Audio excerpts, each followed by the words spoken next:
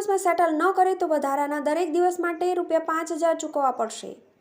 વીમા કંપનીઓ માટે 90 દિવસમાં વીમાનો ક્લેમ સેટલ કરવો ફરજિયાત છે, પરંતુ વીમા કંપની આ ક્લેમ 90ને બદલે 100 દિવસમાં સેટલ કરે તો તેવા સંજોગોમાં વધારાના દરેક દિવસ માટે ₹5,000ની વધારાની ચૂકવણી કરવી પડે છે। આ રકમ વીમા કંપનીઓ વીમાધારકને આપવાના આવે છે, એમ વીમા કંપનીના એડવાઇઝરી બોર્ડના સભ્ય અને ગુજરાતના પૂર્વ વીમા લોકપાલ કુલદીપસિંહે જણાવ્યું છે। કંપનીઓ ક્લેમ સેટલ કરવામાં વિલંબિત કરતી હોવાથી આ નિર્ણય લેવામાં આવ્યો છે।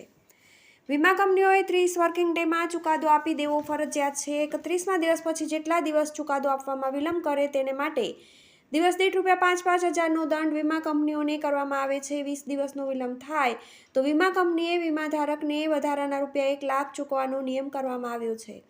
જીવન વીમા 14% અને સામાન્ય વીમાની માત્ર 3% ફરિયાદો। વીમા લોકપાલમાં આવતી કુલ ફરિયાદમાંથી 83% ફરિયાદ આરોગ્ય વીમા અંગેની, 14% ફરિયાદ જીવન વીમા અંગેની અને 3% ફરિયાદ સામાન્ય વીમા અંગેની હોય છે। પરંતુ વીમા લોકપાલમાં જે વધુ ફરિયાદ ડેફિશિયન્સી ઇન સર્વિસને કારણે આવે છે। ડેફિશિયન્સી ઇન સર્વિસ બ્રોકર કે એજન્ટ કે વીમા કંપનીની છે, તેનો અભ્યાસ વીમા લોકપાલ કરે છે। સેવામાં ક્ષતિને કારણે વધારે વિવાદ થતા હોવાનું ઇન્સ્યોરન્સ રેગ્યુલેટરી ડેવલપમેન્ટ ઓથોરિટીને પણ લાગી રહ્યું હોવાથી તેના પર ફોકસ કરીને ઇરડા નવી જોગવાઈ દાખલ કરતી હોવાનું જણાવ્યું હતું। કસ્ટમરને ધ્યાનમાં રાખીને ઇરડા નવા નિયમો લાવી રહી છે।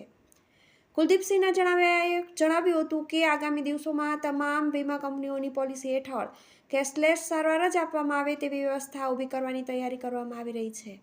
કેશલેસ માટે વીમા કંપનીઓએ વીમાધારકને હોસ્પિટલમાં એડમિટ કરવામાં આવ્યા પછી વધુમાં વધુ 1 કલાકમાં પ્રી ઓથોરાઇઝેશન આપી દેવું પડશે। આ પ્રી ઓથોરાઇઝેશન વિના કેશલેસ સારવાર થતી નથી, તેમજ પેશન્ટને ડિસ્ચાર્જ કરવામાં આવે તે દિવસે વીમા કંપનીને વિગતો મોકલવામાં આવે તો તેને 3 કલાકમાં મંજૂર કરી દેવી પડશે।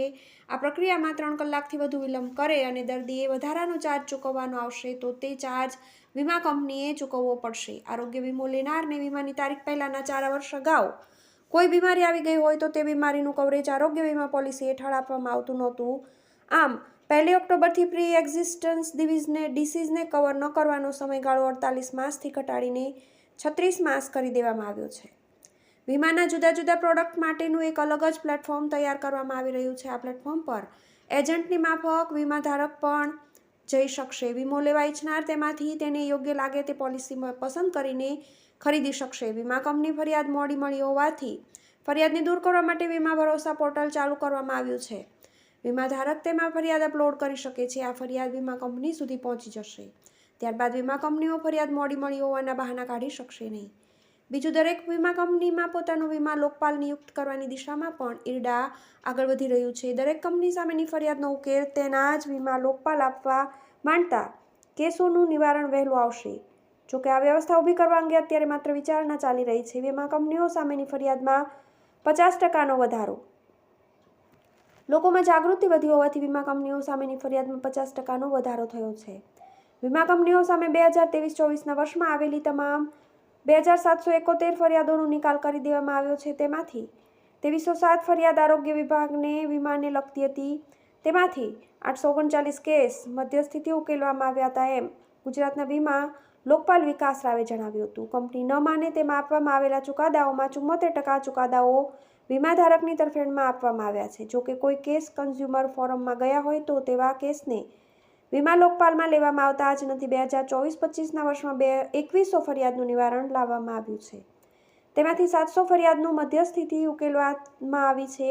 1947 ફરિયાદોની હિયરિંગ કરીને ચુકાદા આપવામાં આવ્યા છે। TV18 news.